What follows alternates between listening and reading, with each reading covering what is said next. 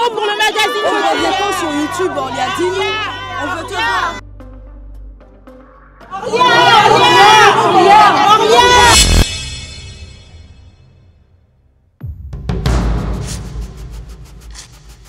Bienvenue à tous, je suis Manuela Tia, plus connue sous le nom de Nini Ofela.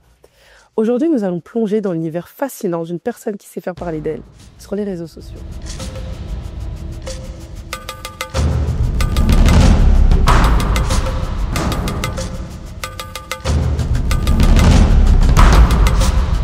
Bonjour Français, tu vas bien? Ça va et toi? Ça va. Comme toute histoire, il y a un début à tout. Ton histoire a débuté où? T'es né où? T'as grandi où? T'as combien de frères et sœurs? Enfin, parle-nous un peu de toi, parle-nous un peu de ton enfance. Ok, donc pour toutes les personnes qui me connaissent pas, donc ça sera l'occasion pour vous. Donc je m'appelle Annie de base, donc pas Orlia. Orlia, c'est un pseudo que j'ai choisi. Donc Annie, elle est née en Côte d'Ivoire. Je suis la seule fille d'une famille avec 3 frères. Donc on est 4 au total, donc je suis la deuxième et voilà. Donc au niveau de mon âge, il y en a qui se posent des questions. Donc moi j'ai 25 ans, j'ai eu 25 ans il y a quelques mois de cela et voilà. Donc la seule fille de 3 fratries de 4 au final. C'est ça. Ouais. Ok, d'accord. Et à quel moment, enfin t'étais quel genre d'enfant? Franchement, j'étais une petite princesse parce que comme j'étais la seule fille, enfin je suis la seule fille du coup, mon père il était hyper attentionné auprès de moi, donc franchement je dirais que j'étais une petite princesse, petite peste un peu. Ok, je savais que t'allais arriver sur les petites pestes. Un petit peu, ouais. Ok, d'accord. Et ma question, c'est t'as toujours été avec tes parents? Non, donc à l'âge de mes 9 ans, mon père a décidé de m'envoyer en France parce qu'il estimait qu'au niveau des études, vu que j'étais très intelligente, enfin je suis très intelligente, attention, il a décidé de m'envoyer en France, donc chez mon oncle pour poursuivre mes études, donc plus précisément à Rouen. Donc je ne viens pas de la région parisienne du tout, je suis une meuf de Seine-Maritime en fait. Ah ok, d'accord. Voilà. Chez ton oncle, du coup, revenons-en. Quand t'es arrivée chez ton oncle, t'avais quel âge? Donc du coup, je suis arrivée... Si tu l'as dit, mais... Non, je l'ai pas dit. Je suis arrivée, j'avais 9 ans. Okay. Donc j'étais en primaire. Et t'es arrivée sans tes parents? Oui, sans mes parents. Ils m'ont juste envoyé chez mon oncle. Donc j'ai commencé à vivre avec sa famille. Donc il y avait 2 garçons, donc mes cousins. Et puis voilà. Donc je suis arrivée en CM2. Donc là, encore une fois, tu t'es retrouvée seule fille. Exactement. Tu l'as vécu comment cette période? C'était... En fait, le temps d'adaptation, il était un peu compliqué parce que déjà, je venais de la Côte d'Ivoire, donc un pays chaud où on a l'habitude de voir beaucoup d'enfants. Enfin, je veux dire, c'est un pays beaucoup plus ouvert, on va dire, alors qu'ici, quand je suis arrivée, on est directement fermé. École, maison, c'était un peu compliqué de m'adapter. Je vais pas mentir, c'était très compliqué, mais ça va. Comme mes cousins, ils étaient gentils, franchement, ça va. Tes cousins étaient gentils? Oui, ils étaient gentils. Et l'atmosphère à la maison, c'était comment? Mes cousins, eux, ils étaient gentils, mais au niveau de l'éducation que mon oncle donnait à ses enfants, c'était beaucoup carré. Vraiment, il était très strict. Tu rentres à 16h et pas 16h05. Sinon, franchement, Il y avait pas de figure féminine? Vous étiez que... En fait, sa femme, elle travaillait. Okay. Elle travaillait, donc elle était jamais là. Elle était là que le week-end. Donc c'était un peu compliqué. On était vraiment nous 3, enfin du coup les 3 et moi, tout le temps à la maison. Tout le temps à la maison, d'accord. Ouais. Et vous avez quel genre de relation Franchement, c'était une relation plutôt, je dirais basique, hein, rien de bien fou. Enfin, ils me calculaient pas plus que ça, quoi. On partait à l'école, on rentrait. Ils étaient sympas, mais sans plus, quoi. Vraiment, parce qu'on se connaissait pas au départ. Ok. Et l'amour que t'avais, de ton père, puisque t'as toujours été la petite princesse, la petite peste. Ouais. L'amour que t'as reçu de ton père, ça s'est perpétué? C'était comment avec toi? Non, pas du tout, parce que du coup, comme j'ai dit, mon oncle, il était très strict. Okay. Donc, il y a pas de câlin, il y a pas de cadeaux. J'ai aucun souvenir d'avoir reçu des cadeaux à Noël. C'est vrai qu'au niveau de l'amour paternel que je recevais de base, ça a été vraiment, il y a eu un décalage. Okay. Il y a eu un décalage qui a fait que je me suis renfermée sur moi-même, d'ailleurs, par la suite. Mais voilà. Donc, en fait, tu l'as un peu mal vécu, si on fait bien. Oui. Franchement, quand je suis arrivée, les premières années, c'était bien, mais à partir de mes 13-14 ans, j'ai commencé à fuguer. Ouais, j'ai commencé à fuguer parce qu'en fait, un enfant qui fugue, c'est qu'il se sent pas forcément à l'aise dans son logement, enfin chez lui, quoi. Donc c'était un peu compliqué. Et voilà. Donc au final, ça allait avec tes cousins, vous entendiez bien. Ouais. Mais il y avait pas plus de présence. Non. Que ça. Non. Et tu te retrouvais à fuguer. Ouais, c'est peut-être pour ça. Je pense qu'avec du recul, c'est peut-être la raison qui m'a entre guillemets poussée à fuguer, quoi, vu que j'avais pas forcément cette attention-là à la maison. Il y a pas forcément de contrôle ou quoi que ce soit. On était vraiment livrés à nous-mêmes. Voilà, quoi. C'était un peu ça. C'était un peu ça. Ouais. Ok. À quel moment ça s'est... Parce que j'imagine que ça a pris fin. Oui, en fait, quand j'ai commencé à trop fuguer, ma mère a décidé que voilà, ça en était trop. Mais ta mère, à ce moment-là, elle était en Côte d'Ivoire. Ok. Voilà, donc elle a décidé de venir me récupérer parce qu'elle voyait que sa fille commençait à Prendre un autre chose. voilà, exactement, qui était pas ce pourquoi elle avait amené du coup en France. Donc voilà. Ça a été simple? Qu'elle me récupère. Ouais. Est-ce que ça a été simple? Non, puisque mon oncle, il voulait pas finalement. Lui voulait carrément me renvoyer. C'est une autre histoire, mais il voulait carrément me renvoyer en Côte d'Ivoire. Tu peux nous en parler, hein, dis-nous tout. Qu'est-ce qui s'est passé? Pourquoi il voulait pas te... Parce que j'étais têtue, selon lui. Donc tu devais retourner en Côte d'Ivoire? C'est ça, ouais. Si on suit ce qu'il avait prévu pour moi, ouais, je devais retourner en Côte d'Ivoire. Tu devais retourner en Côte d'Ivoire, ok, donc ta mère pas d'accord. Ouais, donc finalement, elle décide de venir me récupérer. Du coup, on commence à habiter ensemble à partir de, je pense, 2014, un truc du genre, 2015, Tu 2014. peux nous en dire un peu plus? Comment ça s'est passé, cette histoire de récupérer? En fait, vu qu'elle venait de la Côte d'Ivoire, elle avait pas de logement. Okay. Donc, elle nous a récupérés. On était, bon, je sais pas s'il y en a qui connaissent les 115. C'est des logements sociaux qu'on donne à des personnes qui n'ont pas de logement, tout simplement. Et on a commencé à habiter là-bas, du coup, avec ma mère. Donc, toi, Orlia, oui, t'as connu les 115. Oui, franchement, j'ai connu pas mal de choses. C'est vrai que je me dévoile pas forcément au niveau de mon passé ou quoi que ce soit. Même, je pense que c'est la première fois que vous m'entendez parler de ça. Mais oui, j'ai connu des 115. J'ai connu le fait de dormir dans des hôtels un lundi, puis changer. Genre, je peux dormir à Créteil le lundi et puis le samedi, ils vont appeler ma mère. Ouais, on va dormir, je sais pas moi, dans le 7-7. Donc, on est obligé de prendre toutes les affaires, les ramener encore dans le 7-7. Franchement, c'était une période compliquée, mais je l'ai pas enfin, je veux dire, je sais pas comment m'expliquer. Je savais qu'on n'avait pas le choix. D'accord. Donc, je me plaignais pas ou quoi que ce soit parce que c'est tout ce qu'on avait, du coup. Est-ce que, en fait, je pense que t'étais plus, tu me dis, tu me coupes si j'ai tort, hein. Ok. Mais, c'était pas le fait que tu sois avec ta mère et que tu retrouves un peu ce cadre familial où quelqu'un, se soucie de toi. Donc, en fait, au final, t'étais pas vraiment dérangée par le fait Exactement. de changer tout. Exactement. Je pense que c'est vraiment ça qui a bien équilibré la balance, du coup. Donc, Okay. Voilà. L'adaptation avec ta mère, parce que si... Je la connaissais pas. Oui, Je te bah coupe oui. la parole, mais je la connaissais pas. Okay. Parce que de mes 9 ans jusqu'à, on va dire, début d'adolescence, même milieu, donc jusqu'à mes 15 ans, 14 ans, j'ai pas vécu avec elle, donc c'était très compliqué. C'était vraiment très compliqué, mais ça reste la daronne quand même, donc... Oui. Ouais, tu t'es adapté. Ouais, exactement. Essayer de t'adapter. Et puis ensuite, tes petits frères qui étaient restés... Ouais, donc du coup, toute ma famille de base qui était en Côte d'Ivoire, finalement, quand ma mère m'a récupérée, ils ont estimé que les autres aussi devaient venir. Donc on se retrouve dans un 115 de 2 à 4 personnes. Donc un 115, c'est vraiment genre... Ouais, c'est comment un 115? Genre, c'est une pièce de... T'as de la chance, tu peux avoir un 15 mètres carrés, mais c'est vraiment une pièce de 10 mètres carrés, avec la salle de bain, avec un coin pour cuisiner. Inclus dans les 10 mètres carrés? Exactement. Ok. Donc c'est vraiment juste d'hôtel. c'est une chambre d'hôtel, on va dire, mais Enfin, très petite. Oui, avec la salle de bain et un espace de cuisine. En Formule 1, il n'y a pas d'espace de cuisine. Donc encore, tu peux bien circuler. Mais là, en fait, t'as la cuisine, la salle de bain, les lits superposés. Donc les lits superposés de 2 personnes. Donc moi, je dormais en haut avec mon petit frère et ma mère, elle dormait en bas avec mon autre petit frère. C'était un peu... Là, tu vas un peu vite. À quel moment ils sont arrivés? Ils sont arrivés, si mes souvenirs sont bons, en 2017. Bon, là, je raconte un peu leur vie. Je sais pas s'ils ont... Oui, j'imagine. Ils ont envie, mais ouais, ils sont arrivés en 2017. Après, c'était plus pour parler de l'adaptation aussi avec eux, parce qu'au final, tu retrouves ta famille. Exactement. Ouais. Surtout le dernier, enfin, moi, quand je suis partie, le dernier, il avait 1 an, quoi. Je crois, 1 an ou 2 ans. Ouais. Donc, je le connaissais pas du tout.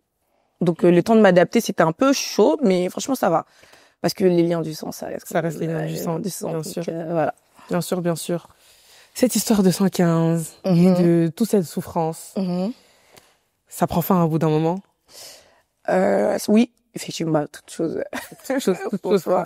Ouais. Donc, en 2019, je sais plus, franchement, j'ai plus les dates exactes en tête, mais en 2019, du coup, on a pu avoir un premier logement où là, chacun avait sa chambre et voilà. Et là, maintenant, la vraie vie, entre guillemets, a pu commencer. Parce que moi, à l'époque, là, j'invitais pas mes amis chez moi. Genre, ils restaient dans le couloir, devant la porte, ou même donner l'endroit exact. Je donnais pas parce qu'à la plupart des 115, il y a marqué hôtel en grand. C'était trop. En tout cas, à l'époque, c'était trop là. Donc moi, je l'ai laissé 3 rues derrière et je rentrais. Donc ouais, c'est vraiment là où j'ai pu inviter des amis chez moi. J'ai plus senti ça comme vraiment, ouais. Mais ce qu'on ne dit pas, c'est que entre temps, t'étais toujours au 115 du coup, parce que si tu dis 2019, t'étais toujours au 115 quand tu t'es lancé sur YouTube. Oui, il y a des vidéos que je tournais dans des 115 et comme quoi, enfin, si on se fie qu'à ce qu'on voit sur les réseaux sociaux, tu peux jamais t'imaginer que la meuf juste en face d'elle, il y a la cuisine, il y a la salle de bain et les lits à côté, quoi. Ouais. Mais je me mettais vraiment dans un endroit bien précis où j'ai commencé à faire du coup mes vidéos YouTube. Qu'est-ce qui t'a donné envie de te lancer Je sais sur pas pourquoi ma voix être.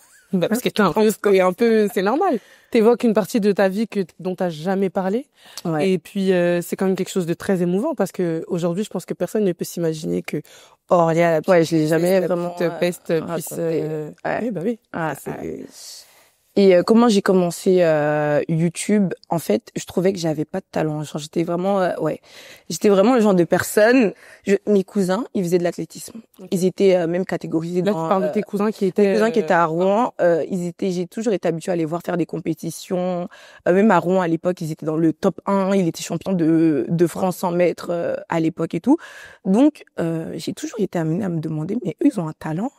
Toi, tu sais faire quoi? Mais ton oncle, Ouais. j'allais te parler de lui, encore une fois, Ouais. il t'a pas inscrit parce que c'est quand t'as... Non, j'ai jamais fait de sport. Ok. J'ai jamais fait d'activité. T'avais pas de trucs extrascolaires, Non, rien. non, pas du tout. Ok, d'accord. Donc, ouais. Donc, j'étais amenée à me poser plein de questions en mode, mais toi, tu sais faire quoi? Vraiment, je me souviens. Je disais, mais tu sais pas dessiner, tu sais pas danser, tu sais pas chanter, genre vraiment. En fait, j'essayais d'éliminer les trucs où je pourrais exceller, mais c'était un peu compliqué. Donc, finalement, je perdais mon temps à regarder des vidéos sur YouTube. Je sais pas pourquoi je fais ça. Pardon. Ouais, du coup, je perdais mon temps à regarder des vidéos sur YouTube. C'est ça qui a fait que finalement, je me suis dit, bah, en vrai, de vrai, pourquoi pas. C'est comme ça que t'es venue l'idée. Oui. Ok. Je commençais déjà à me maquiller. Et à force de me maquiller, bon, je passais sur Snapchat. Et à l'époque, il y a un compte Snap qui permettait à des jeunes filles. Où tout le monde pouvait passer. Exactement, pour pouvoir ouais. se maquiller. Je m'étais dit que, en fait, je faisais ça vraiment comme ça. Non, ça va pas couler. Ça va rester. Mais en gros, c'est eux qui m'ont permis de commencer, entre guillemets, parce que j'ai commencé à me maquiller là-bas et j'ai vu que, bah, il y avait beaucoup de filles qui aimaient bien comment je me maquillais et je m'étais vraiment dit en tête que si j'atteignais 5000 vues, c'était ça mon quota. Si j'atteignais 5000 vues sur Snapchat, au moins je me dirais, bon, c'est au moins 5000 personnes susceptibles de regarder mes vidéos, sur YouTube. Donc quand j'ai eu les 5000 vues, bah, je me suis lancée. C'est bien, t'as une bonne façon de penser. Ouais, c'est tout.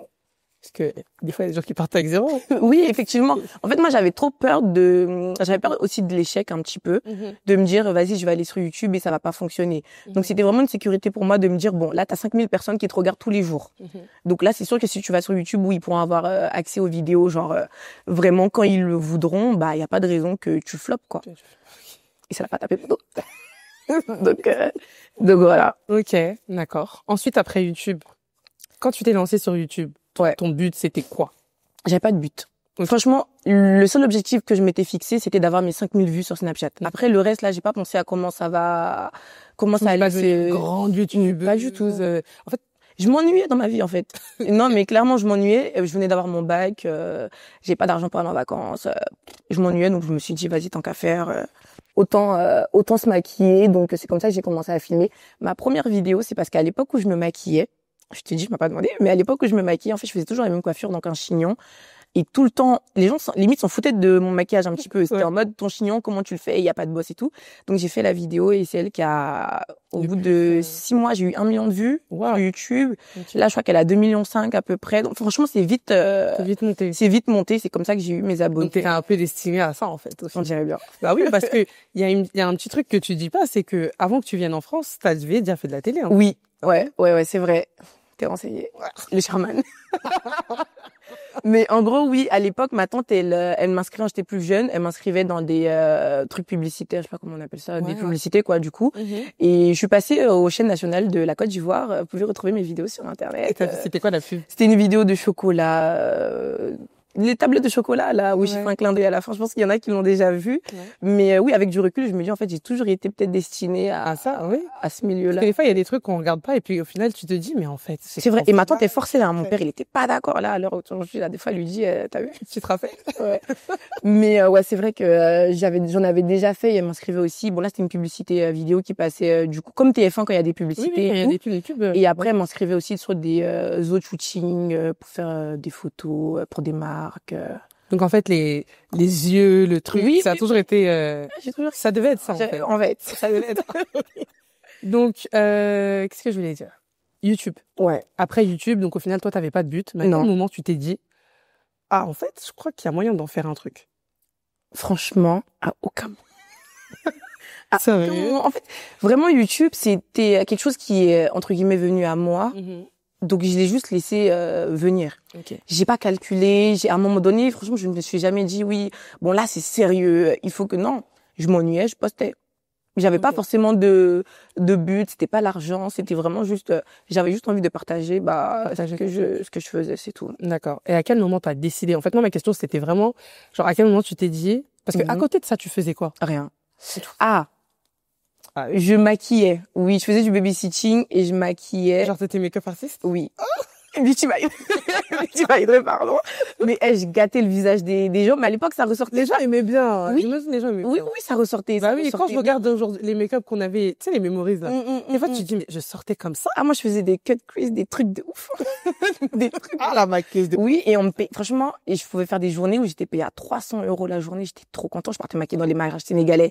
Tu sais, les daronnes, elles font la queue comme ça, là. Tu les maquilles seulement, elles te donnent 20 €. À la fin de la journée, j'avais le dos qui était complètement mort, mais j'étais heureuse parce que j'avais pu gagner mon argent, du coup. Et en parallèle, quand je sortais de l'école, du coup, je faisais du babysitting. C'est les deux choses que je faisais. Ton expérience. Voilà, exactement. Au final, ça te fait quand même un bagage. Oui. Donc, à partir de ce moment-là, YouTube, à côté, tu t'essayes de te débrouiller un tout petit peu pour avoir de l'argent. Moi, je veux savoir le déclic, il vient quand? Genre, tu te dis, en fait, je veux faire que les réseaux. Mais en fait, comme j'ai dit, pour moi, j'avais pas de talent. D'accord. Donc là, vu que YouTube, 6 mois, 1 million de vues, je me suis dit, bon, autant y aller, quoi. Mais à aucun moment... T'as pas pris une décision fixe comme ça où tu t'es posé et tu t'es dit, non, aujourd'hui, c'est aujourd'hui, je suis la YouTubeuse Orlia. Non. Non, c'était naturel. Ouais. C'était simple. Il y a rien qui a été calculé. C'était vraiment... je prenais les choses comme elles venaient. D'accord. Tout simplement. Ok. Je me rendais pas compte de ce que j'étais en train de... Avec du recul, là, maintenant, je me rends compte que c'est compliqué d'avoir des abonnés, de faire des vues sur les réseaux. Ouais. Mais moi, à ce moment-là, j'étais vraiment innocente. Genre, vraiment, je postais, ça prenait, ça prenait pas, tant pis. Je repostais encore derrière. C'était vraiment au feeling. Et je pense que c'est ça qui est encore plus beau parce qu'en fait, tu sais, quand c'est trop calculé, des fois, ça fonctionne pas. Ouais. Mais quand c'est spontané, c'est fait de façon... C'est ce que je dis aussi aux filles qui me demandent comment se lancer. En fait, lancez-vous. Il y a pas de calcul à faire. Lance-toi. Si des gens aiment bien ta page, ils vont y aller. S'ils aiment pas, tant pis, d'autres personnes aimeront. Et puis tant que toi tu aimes déjà ce que tu postes, en vrai, pourquoi attendre? Il y a pas de raison de patienter, quoi. Faut juste. Ça a été positif pour toi les réseaux sociaux? Pas du tout. Vraiment pas du tout. Il y a des moments où même à tel point où il y a des moments où je voulais carrément arrêter. Ok. Mais ça fait partie du jeu. C'est très difficile, mais ça fait partie du jeu. On va y revenir, cette histoire de... Je sais bien. Je sais. Parce que tu sais que quand les gens entendent Orlia, ils aiment bien t'associer à des comme ils disent, de la sauce, des trucs, etc. Ouais. Comment t'as vécu tout ça? Alors, comment j'ai vécu tout ça? Déjà, ma première sauce, elle est arrivée quand je prenais l'avion. Donc déjà, j'étais dans les airs. Ah oui, c'est vrai. Parce que ça, du coup... Ouais, j'étais dans les airs. On peut en parler.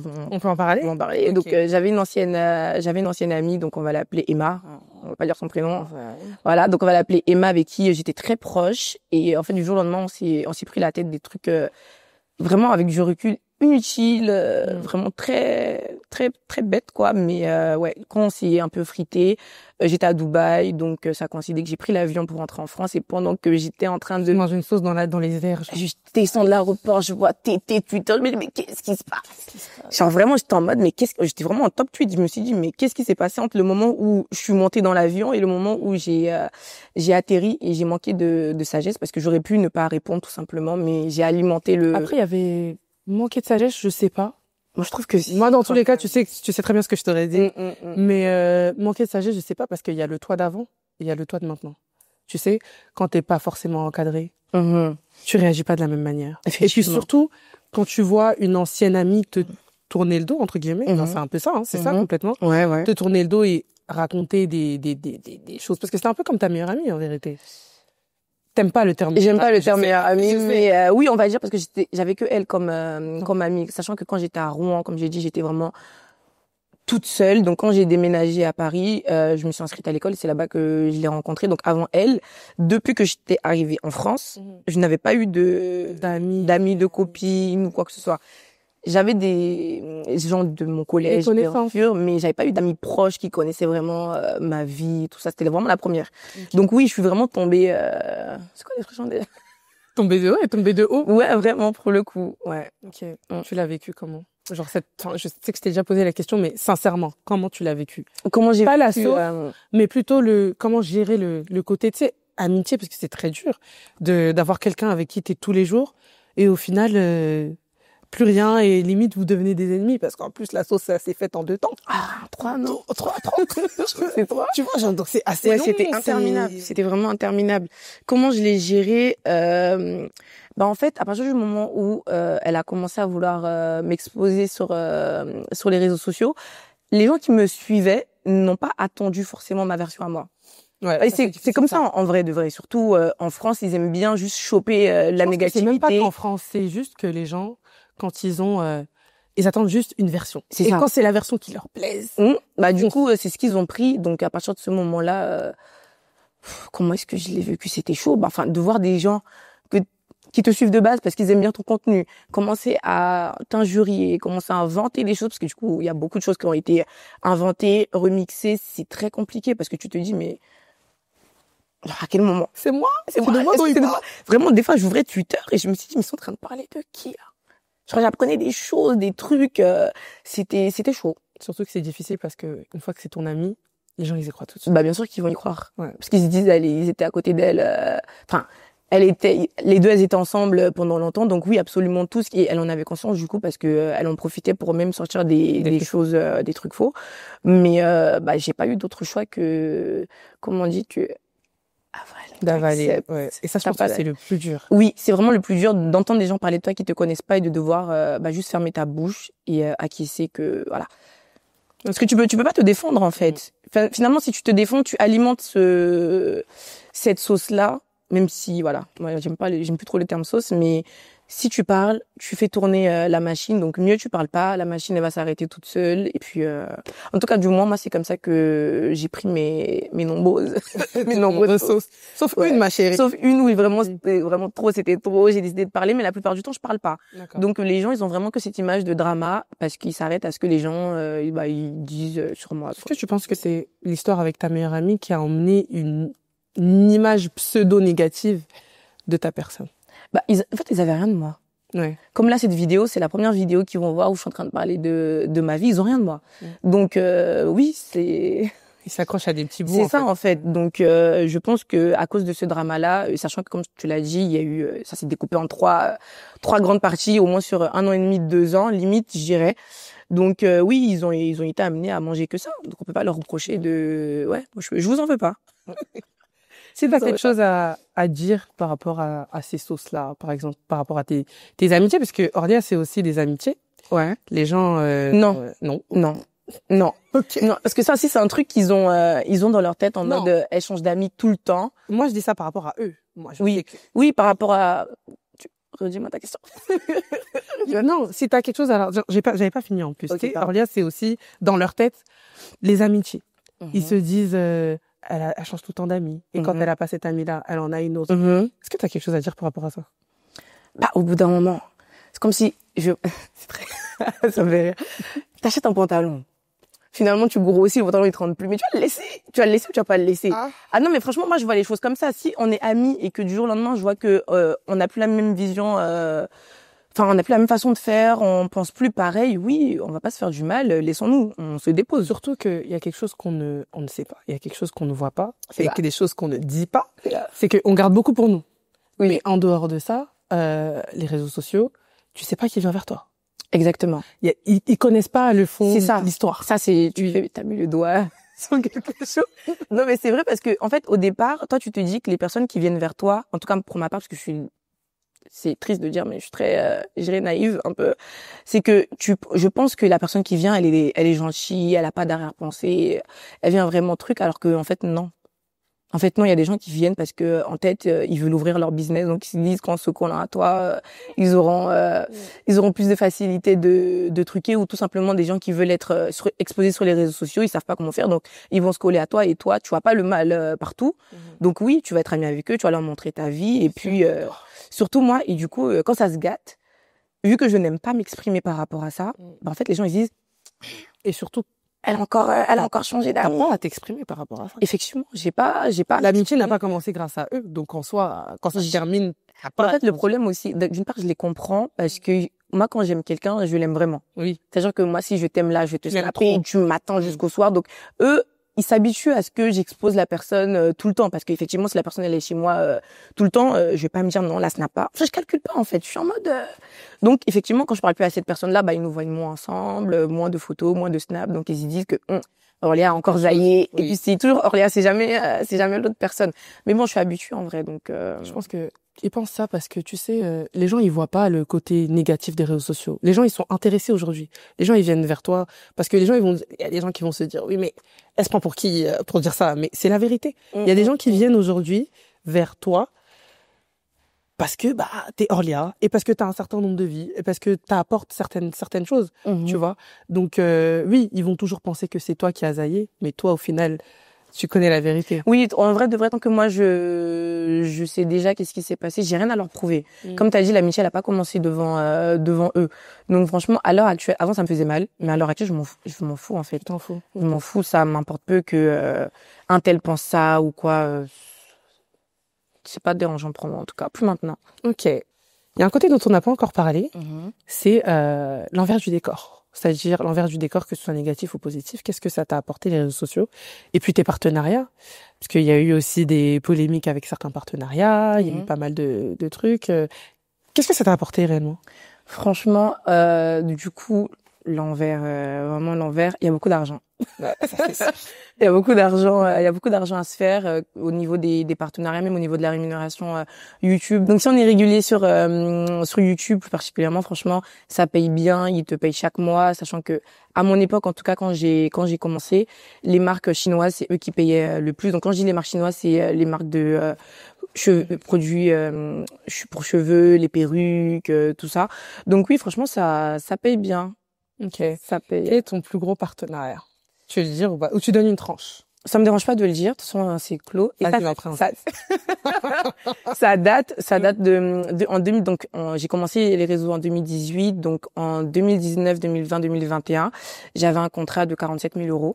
Moi l'argent n'est pas un sujet tabou pour moi. Donc, je sais que les Français seront choqués. Ouais, c'est bon, on est fatigué. Mais franchement, Il faut y aller parce que au final, tu vas motiver d'autres personnes et puis les gens ne savent pas que il y a réellement de l'argent. Non, il y a vraiment de l'argent à se faire. Et c'est là où on dit aujourd'hui que les influenceurs noirs ne se font pas réellement d'argent sur les réseaux sociaux. Ça dépend vers qui ils se tournent. Ça, on en parlera si tu veux, mais pour ma part, en tout cas, il y a des partenaires qui payent bien. Sauf que les influenceurs, maintenant, ils veulent que des grosses marques. Ouais. Il y a des marques avec lesquelles tu peux débuter, qui ont le budget, qui vont t'amener. Peut-être toi, tu vas les amener aussi à Glow Up. Donc moi, c'est plus vers ce côté-là. Je me suis tournée. Ça me dérangerait pas d'avoir des collabs avec Fendi, L'Oréal ou quoi que ce soit. Mais pour l'instant, les collabs que j'ai, voilà, ils me payent bien et je suis très heureuse. 47 000 euros. C'était 2019, attention. 2019, tu t'imagines? Ouais, bien sûr. Quand on vous dit que ça fonctionne. Non, franchement, ça fonctionne bien. Il faut juste trouver son équilibre, savoir quel contenu tu veux faire. Et les marques, elles viendront à toi. D'avoir un planning. Enfin, je sais pas comment toi tu t'organises, mais d'avoir un planning, devoir respecter telle date, devoir faire telle vidéo. Tu sais, des fois, t'as pas forcément. Tu sais, c'est maintenant que je suis devenue un peu flemmarde. Mais sinon, au début, quand tu commences à manger, tu te dis qu'il y a des personnes qui se lèvent le matin et qui rentrent le soir, tous les jours de la semaine, qui gagnent 1200. Toi, t'es juste assise. Tu vas prendre ton téléphone, tu vas parler, on va te payer 3 000 euros. T'inquiète pas que tu vas prendre ça bien au sérieux. Donc oui, franchement, au début je prenais ça vraiment très au sérieux. Bon, maintenant j'ai dosé parce que j'ai ma marque. Je pense qu'on va en parler. Ouais. Mais maintenant j'ai dosé. Mais sinon, à la base, oui, tu te fais un planning, tu te fais ton programme à toi-même. Les marques quand elles te contactent, la plupart du temps, elles te disent les dates qu'elles veulent, mais t'es tout aussi libre si tu te proposes le 10 de dire non, je préfère le 12. Et s'ils sont d'accord, voilà, vous discutez et puis voilà. Parlons de ta marque. Ouais. C'est quoi ton premier projet? Alors déjà, en fait, c'est comme YouTube un peu, je dirais, parce que ça m'est venu vraiment comme ça. C'était quoi? C'était qui? À quel moment? Dis-nous tout. Qu'est-ce qui s'est passé? C'est que, comme on en a discuté, j'avais eu des sauces. Donc, qui dit sauce dit le stress, l'harcèlement, c'est de l'harcèlement aussi. Bien sûr, ouais. Donc, t'es là, t'es stressé. Cyberharcèlement. Ouais, t'es là, t'es stressé chez toi. J'ai commencé à perdre mes cheveux. Ouais, j'ai commencé à... Attends. j'ai commencé à perdre mes cheveux. Donc, je suis partie en vacances, c'était il y a 2 ans. Donc, pendant que j'étais en vacances, j'ai vu que, en fait, j'ai commencé à me toucher. Pourquoi je fais plus rien? Mais t'as le droit de pleurer, ma puce. Mon maquillage. Donc, en gros, j'ai constaté que je perdais mes cheveux. Donc, j'étais au bled. Ma mère, elle a vu ça aussi. On était en vacances. Donc, elle m'a dit, elle était partie se coiffer ce jour-là. Donc, j'ai l'appelée en pleurs. Maman, je perds mes cheveux. C'est comment et tout? Elle me dit, bah, attends, je suis dans un salon de coiffure et une ancienne amie à elle, quand elle habitait au bled et était là. Donc, elle a dit, bah, écoute, si ta fille perd ses cheveux, j'ai un produit, comme ça.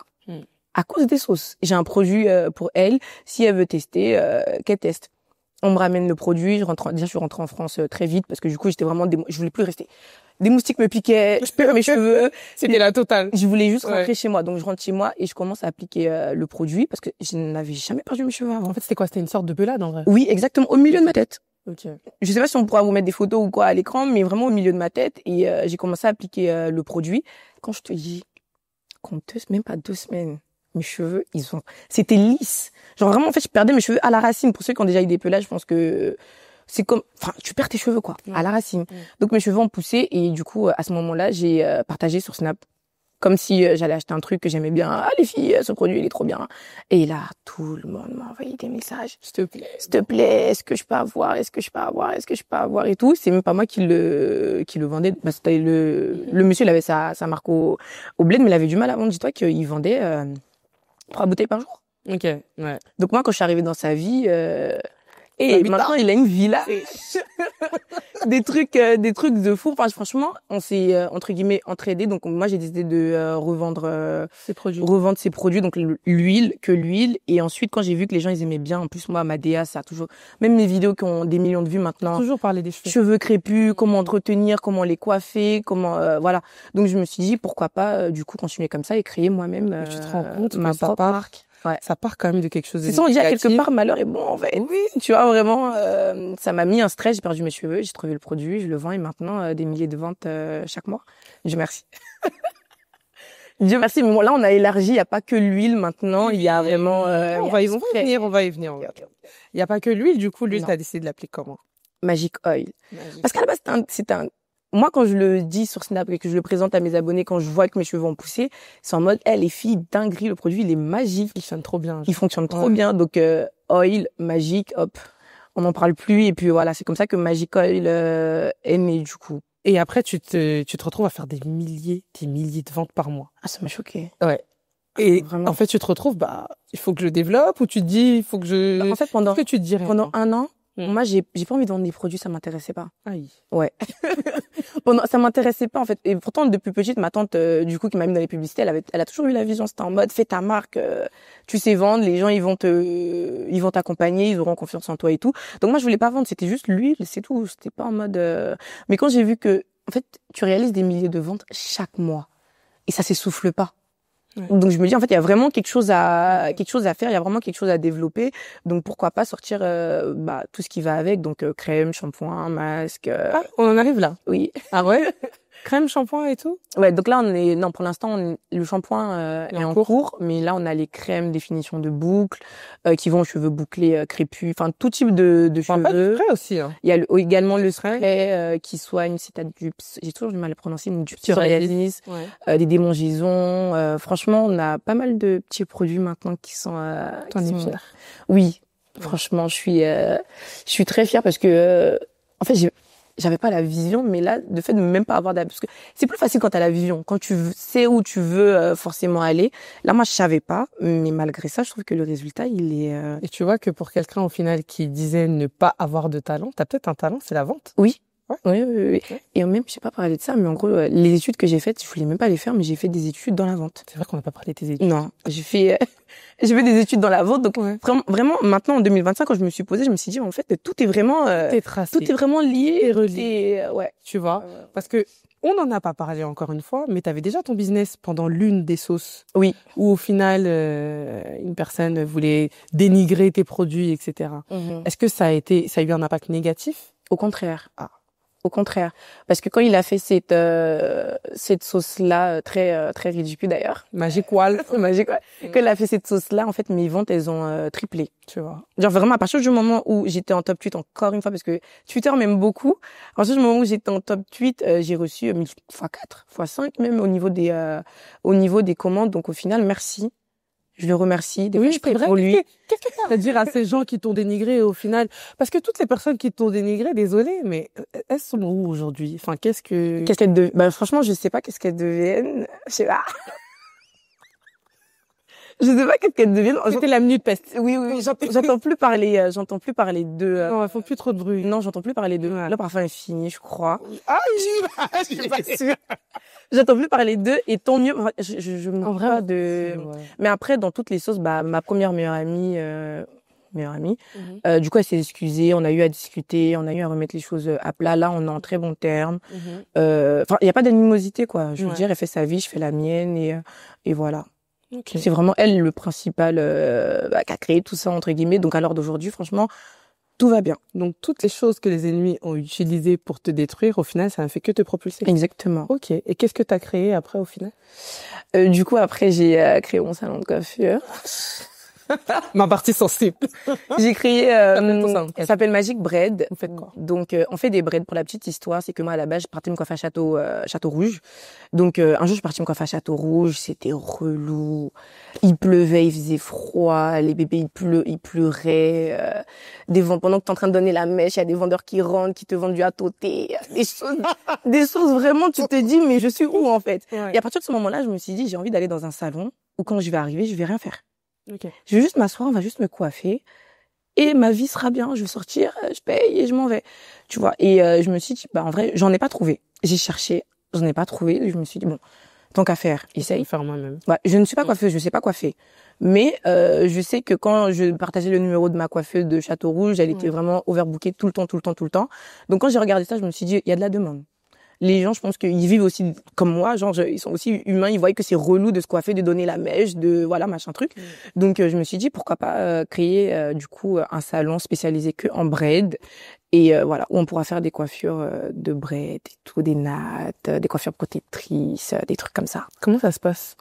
C'est très compliqué parce que ce que je ne savais pas, j'avais tout calculé sur ce projet-là, mais ce que je ne savais pas c'était gérer des gens. Ouais. Ah. Oui, parce que du coup, c'est une autre facette de l'entrepreneuriat. Là, tu te retrouves plus, t'es plus toi seul à vendre. Ah non. Là, t'es avec des employés. T'es avec des employés, tu dois supporter leur humeur, tu dois supporter quand ils décident de pas venir, tu dois supporter quand ils décident de mal accueillir la cliente alors que toi derrière, t'es en train de crier là-bas que c'est le meilleur salon au niveau accueil et tout. Et ils ont tout à leur disposition en vrai pour bien accueillir le client, mais juste tu subis leur humeur. C'est très compliqué, c'est très chaud. J'en ai viré des gens. Je vire tout le temps parce qu'en fait, Annie, dis pas ça. non, mais c'est vrai, parce qu'en fait, je veux tellement le meilleur. Et les gens, ils se rendent pas compte, mais je veux vraiment que quand le client, il arrive, il soit vraiment bien accueilli. Pour rectifier, tu ne vires pas tout le temps. Il faut savoir que tu accumules beaucoup. Non. Oui, c'est vrai. Il faut savoir que tu accumules beaucoup et qu'au bout d'un moment, tes employés ne se rendent pas compte que c'est ton image là dont oui, c'est ça aussi le truc, c'est qu'il y a des gens qui ont des salons de coiffure, mais c'est pas leur image qui est mise. Bah oui, c'est juste un salon de coiffure lambda. C'est ça. Sauf que là, on se dit, on va chez Orlia en fait. Exactement. Ouais. Donc c'est un peu compliqué à ce niveau-là, au niveau de la gestion des employés, mais finalement, en fait, on s'y fait. Ouais. Il y a pas un travail où tout est rose. Franchement, non. Donc on apprend à faire avec, à bien les gérer, à répéter encore et encore les mêmes choses. C'est comme des enfants, en fait, limite. Mais on n'a pas le choix. C'est ça, quand tu cherches l'argent, là, t'es obligé de prendre tous les mauvais côtés, entre guillemets, qui vont avec. Donc, voilà. Quels sont tes plans pour l'avenir? Au niveau de tes marques, bien entendu. Alors, au niveau de mes marques, je souhaite vraiment que mes marques, surtout Erlia, donc, elles soient vraiment distribuées partout dans le monde entier. Parce que quand je regarde mes commandes, j'ai des commandes au Canada, en Suisse, en Amérique. Je frappe, ma chérie. C'est francophone. Mais en fait, franchement, je veux que ce soit vraiment distribué absolument partout et pas se limiter qu'aux expéditions. En fait, tu veux faire grandir la marque. Exactement. Okay. Je veux vraiment avoir des nombreux produits pour tout type. Bon, là, ils sont vraiment adaptés, mais vraiment une large gamme de produits. Là, j'ai inclus les hommes. À la base, c'était que pour les femmes, mais là, j'ai inclus des hommes. Comme quoi, je change petit à petit. Exactement. Exactement. C'est bien. C'est bien. Je sais pas si on te le dit souvent, mais en tout cas, moi, pour ma part, je pense que tous les autres auditrices ou auditeurs, tout simplement, sont très fiers quand même. En tout cas, les personnes qui te suivent depuis le départ, très très fiers. Moi, personnellement, je suis très très fière de la personne que t'es devenue. Faut pas pleurer. Non, je vais pas pleurer. Je suis très très fière de la personne que t'es devenue. Je vois plus une fille pleine de rage, je vois quelqu'un qui a envie, pleine de rage positive, on va dire. Je te vois grandir tous les jours. Je vois la personne que tu deviens. Et on va pleurer. Je vois la personne que tu deviens, t'écoutes beaucoup, t'es vraiment genre, quand je vois tout ça, je me dis waouh, c'est fou quand même. On en arrive de quelqu'un qui vient du pays, qui passe par les 115, qui passe par tout ça et qui au final réussit à se développer. Je pense que même tout parent serait fier d'avoir une fille comme toi, de quelqu'un qui bosse, qui écoute aussi. Ça s'est pas donné et tu peux être fier de toi. Merci. J'espère que tu es fière de toi. Non, ouais, franchement, je suis très contente de ce que j'ai pu accomplir parce que comme tu as dit, c'était pas forcément évident, il y a rien qui a été facile donc ouais, je suis très fière de moi même si je m'en rends pas compte souvent de tout ce que j'ai pu accomplir. Tu le ressens pas toi, tu le vois pas de Ah non, pas du tout. C'est vrai. Moi, je suis en mode En fait, pour moi, je dirais pas que c'est normal parce que je sais que c'est pas normal d'avoir autant de je dirais pas que c'est de la chance. Mais c'est la grâce. Oui, la grâce, voilà, la grâce de Dieu. Donc, et tu te rends compte que ton parcours, il était tout tracé. Ouais. T'as vécu dans les endroits les plus, je sais même pas comment je peux dire ça. Non, mais vraiment. Et au final, aujourd'hui, tu te retrouves à avoir ta propre marque, être indépendante. Avoir ma propre maison. Ta propre maison, alors qu'à la base, t'étais en 115, t'as vécu chez ton oncle, peut-être même dans des colocations, etc. Oui, j'ai fait quand même, tu sais que c'est pour moins que ça, il y a des gens qui font des success stories, hein, ma chérie. Non, c'est vrai, il faut vraiment que tu sois fière de toi parce que c'est un très beau parcours. Il est loin d'être terminé, mais c'est le début de quelque chose de grand et il faut que tu y crois. Ouais. On va y arriver de toute façon tant qu'on a Dieu. Rien n'est impossible. Absolument, ouais. On va arrêter de pleurer. Ok. À quoi s'attendre après pour la suite? Que ce soit en termes de Aurélia l'influenceuse, Aurélia l'entrepreneuse, quels sont les projets, sans trop en dire bien entendu. Oui. Mais là, clairement, tu reviens sur YouTube, tu fais une vidéo de ce type. C'est pour nous envoyer du lourd, quand même. C'est ça. En fait, le truc, c'est que j'avais fait une petite pause par rapport à YouTube. C'est pour ça qu'on m'avait pas vue depuis maintenant 2 ans. Donc, cette pause-là, je l'avais faite pour mes études. Donc, je voulais vraiment me concentrer sur mes études, tout ça. Donc là, les études sont terminées. Je suis diplômée, Dieu merci. En plus. Donc, Donc, là, à quoi ça attend, c'est que je suis libre maintenant. Ouais. En vrai. Donc, vous aurez du contenu, vous voulez, vous aurez. Okay. Donc, j'en dis pas plus, activez juste la cloche de notification et ça va couler tout seul des vidéos de bonne qualité. J'ai envie de leur montrer vraiment l'envers du décor, même au niveau de Erlia, au niveau de Magic Bread, au niveau de Annie aussi, parce que c'est vrai que j'aurais rien montré au niveau de moi-même, ma personnalité et tout. Donc, mon vrai quotidien. Donc, ouais, ça sera sympa. Ok. Ça sera sympa. Bon, on attend et puis je te laisse dire un mot pour la fin, un dernier mot pour la fin. Un dernier mot pour la fin, je regarde où? Je regarde quoi? Je regarde ici. En vrai de vrai, activez la cloche de notification. J'ai rien à vous dire en fait. Activez juste la cloche de notification, je reviens vraiment boostée comme jamais. Je vais vous faire des bonnes vidéos, des bons vlogs. On pourra partager plein de choses. En plus, vous avez raté énormément de choses, des showrooms, la masterclass. Activez. C'est tout. En vrai, on va trop débiter. Activez seulement et puis voilà. Ça va aller. C'est fini. Oh C'était rapide. C'était bien. Merci pour cette petite interview et puis on se dit à bientôt. Bye bye.